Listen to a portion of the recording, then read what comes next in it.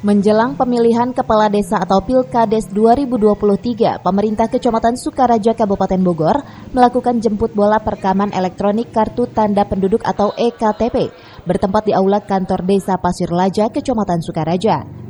Antusias ratusan warga Desa Pasir Laja, Kecamatan Sukaraja, Kabupaten Bogor yang belum memiliki identitas pada Sabtu pagi berbondong-bondong mendatangi kantor desa untuk melakukan perekaman EKTP.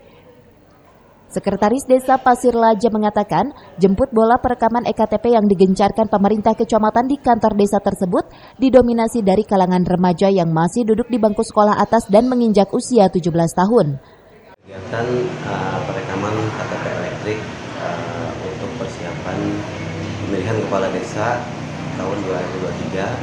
Jadi kita khususkan untuk pemilih yang nanti di tahun 2023. Tanggal 12 Maret itu usianya 17 tahun. Jadi untuk persiapan DPT nanti di pemilihan kepala desa dan mempermudah untuk panitia pemilihan kepala desa untuk pemilihan kepala desa di tahun 2023. Perekaman EKTP yang dilakukan oleh kecamatan itu selain untuk persiapan Pilkades, juga untuk mempermudah pendataan administrasi kependudukan.